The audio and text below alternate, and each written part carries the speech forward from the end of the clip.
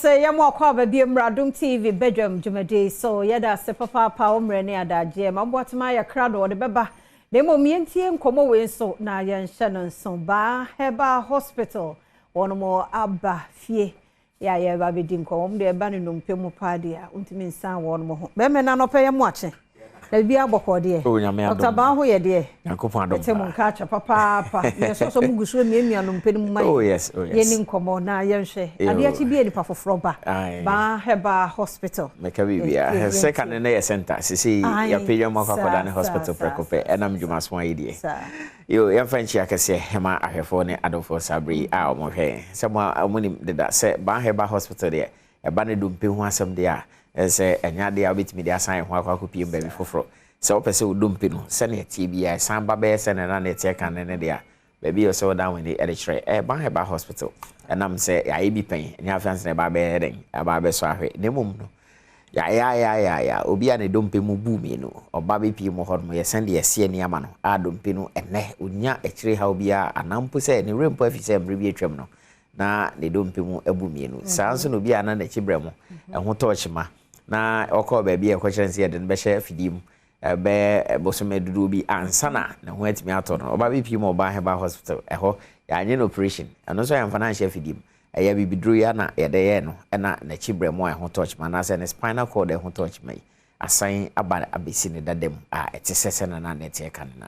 anenti se bia wo dompem hawo anase wo dompem ama na ye bia de baby also down when editre Baah Herbal Hospital aswe ho and also down when editre na symptoms ye hwe a weather na sesa anenti obi ho a na wo dompem hawo na mum no weather na sesa sabre na abehu ni se wo dompe mu hawo enti abre a behun se dompe ho baby ekeka ho anampo se ne broni friends romanticism sasabre bi na etete wa baby also down ni editre Baah Herbal Hospital unse sasabro no se ba so a wanka se bi a se awomba ya wo hu se o sasabro na mom the moment a e bi a awo beba ana se wona mabonten kra na nsi tobro a ene na asemasi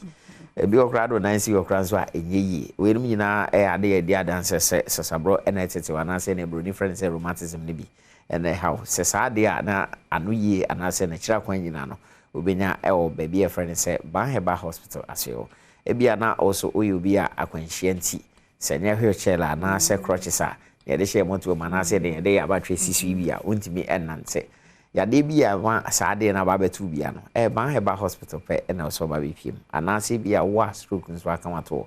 stroke ebi wa na afa onipadua na efa bi ebi won so na nipadua ne mu nyina na afa ebi wa na afans na wonya ehun popoye enti o ho abo nso nsa popo anase onan na odisi o kakra bi pe na asate se e sheki weni nyina ya ne ma bi edi adanse se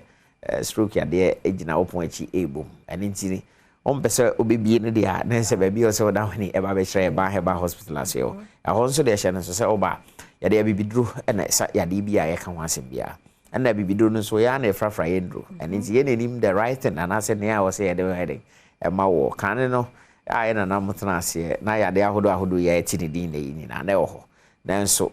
bebusa ho se kwan be no mfa a mo sa mo ya de bibidru ya no me de sa mo ya de se nim de na Baah Herbal Hospital yes you so e wase ho aye no enam nyame adom ene ne timi o de ahye ha mamam ti no oba yes you nim de a ono hwede amponyankopon akasa de adom ye e wa ha mamam no eno ana ye be sa ya de ene ti emra o he ya na so wutie na ya de bia kan wato mpem o de achia o yidi se ano adru eni ho emfa ma o de a e bia na ma mepiem e Baah Herbal Hospital dia oba mepiem ho no ma ne bruni be ka o se e be a 10 of the past nya de a ebe san about so bi ma na mpo se obe kai se mre bi atwam no na ya de bi se etetew Baah Herbal Hospital ya so ye na yemienu e won kran ha eni kumase eni ti kran ha ba bi e wo spentes ofa ka ba bi aka so spentes bi si o ba bi a friend se 18 junction o si wo ho a taxi for ho muludu e woni fan fam ne benkuma fam nyina taxi for no mo ho no muludu o de ka chom se oko eye Baah Herbal Hospital na se ba bi a odompi bu a esan di si ani e de ma no ana se kumase de a baby a friend say atunso agogo aban IRS abia kase na chi ope ho na behu Baah Herbal Hospital ye number edidi ijuma ewo ebia na oyade yetete wo ya ntimi anka ho asem wo ha enti wo be frɛ na waje mu nkyire mu bia eno so akwanya eda ho ana mpose bia wo na mkwam bae ho wayera kwan hu bibia wo fa na yese wo be frɛ number na ede wa ba bpm ewo ho 0244 988 004 0244 988004 and answer 0244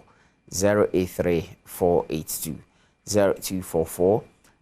083 482. Shannon say Baah Herbal Hospital say your baby a eje ayare for eto. Nti obi o hono ma na ne yade na ha no. O say man da ho kakra sana because o kasa no nko fi na onkokọ he no ho a se na obekire no bia no wani so. And nti your baby a de sa microphone egu ye admission wo ho and ma whether you about so e be ma oni na no ye ho admission enkura nyina ye ho admission o say e ba ne say e say je to ho a yes e kwan wo ho a de beto nti bia wo free chiri ana say baby a wo free a wo ba no waka say bi mu a nti ba de wo ko ho no wo be ne no asan ba bi da bi eno akwanya ene wo ho e de ma no afen so efiti adwada ekokopem da memenda anopa no so nkopem edbreno abrene abribia ba be pimbia no ba beto mpanifo ho afen so Sunday so ho I know no after church because as it because me and ye ba e san ba betra say omo a e bia say bi ntino adwuma asem na ho nkro no benti wanti mama me pi mo ho no mo ifiju ada be pem memenda no na eno so ya to aso e dey free ho afen so abribia obefre na e bia wo frɛ no obefre no obi gina so ana so frɛ fufuro obi gina so a obetima aye voice notes because your number na your WhatsApp number ntino ye ba bi na afede nkomo bia o this mine no yes ye boy ti na ya ma wo ho enchirechire mu bia eni ti ya de bia tete wo a efiti be pemo na se de Baah Herbal Hospital and also down with the eba be pim ade ba ko a hadwen yi na sentem ene se kan no ka beti se obi kidney afilia na se nko obi a ne mfi ko na nim na so se ye no mrante no ene ma ba ya na enya sa ha no obebuza ho se ba ne sen ena sa ha ye ba ese enua ne di a edi no ene ho activities be brae no ena de sa adwuma di ne ebrae ene nti Baah Herbal Hospital e de esi ne so se oba ho na se oba be ja ayare he nko ade a first of all ye bedi kan he se o kidney no te sen okay ye bedi kan aska ne wa he se o kidney na ho den te sen se bia na ho den no e wo soro ana se o form because e mi no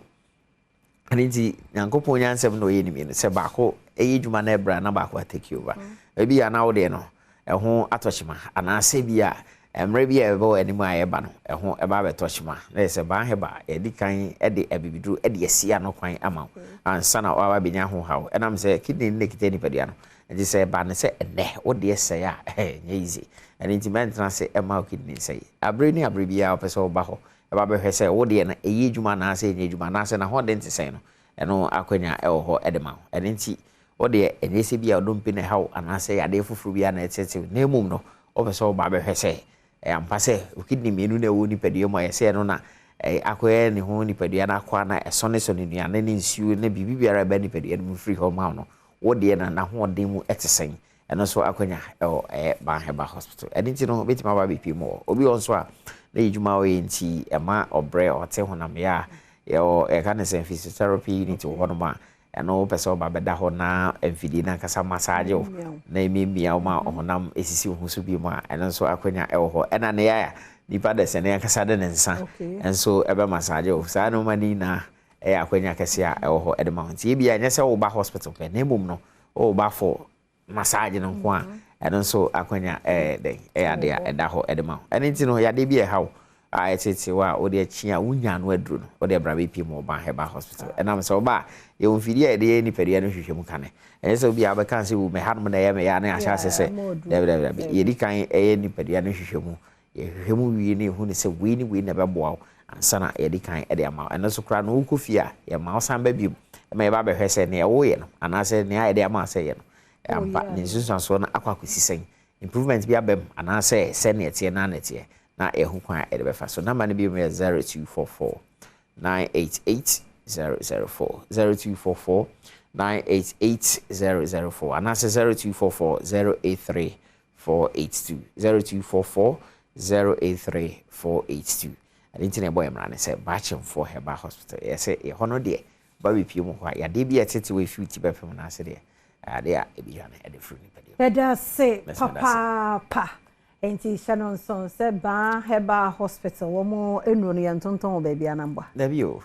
ya so ho ana ye no eni ti oba na e bi ya de how na ya recommend e di run dia ma eni bi wa bonten enti se bi obi di bi bia bonten se free ho a na bia no ade ono ko fa free no ba bi o de pe ne we na ba de e duru bia ne abonten tisha no somaye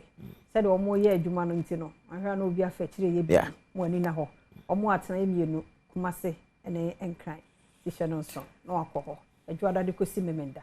na no omo aye dwuma ye no ono ma wi a me fa se da ma Franco Trading Enterprise phones papa fie die ene ho say Nokia ne Samsung iPhones smart TVs omo tabletop fridges Franco air condition wakojo de ye Nintendo kojo de ye chest freezers and refrigerators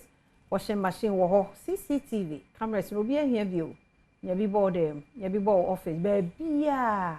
wonam bia wunu ne yekoso e wo chi ni na Franco Trading Enterprise akofa bi e de aba Franco number me de ma wo eno ano no enko peki bibia wo internet na so na de ma bo bodin nyina wo pe bia to sikasem no me ade a 0246 422338 0246 422338 and 0555939311 0555939311 now on a Franco Trading Enterprise di enkomo ene abusia ne adofo nso edi won mo awodent yemfamfam na yenkan hiransem enwu won mo so happy birthday enkoma divine asagri divine asagri debio enye divine ni debi debi we me bana ene happy birthday enkoma Daniel Dobeche hey me na menkofo yiye everybody yesu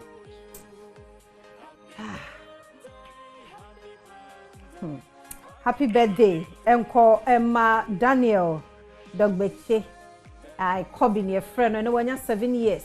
happy birthday nkoma Kobe erade nhyiraw erade nyo kese o ma osumfra dumu nkwa dumu o ma onyansa bebre no hwe so ayare ne keka bia ma onipadua mu obusia wo ma me vesia busia ni nyina grandpa enu ni anu nyina wo hye happy birthday Kobe erade nyo kese o ma onimdie pa na nyini be ni pakese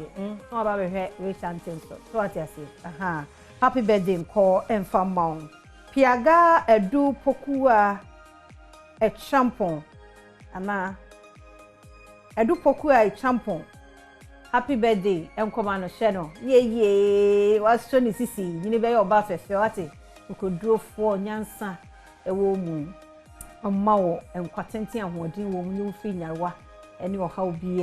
mo happy birthday edu pokua e champon brother nyo kese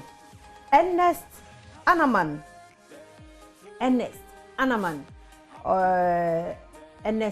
happy birthday enko Emma Ernest Anaman ye do too happy birthday enko mao say oye NDC Domro executive sinobi see happy birthday enko ma won kwaso rade nyon kwatenten yemfansi ha na mamboatma aye krado e de ahosepe eto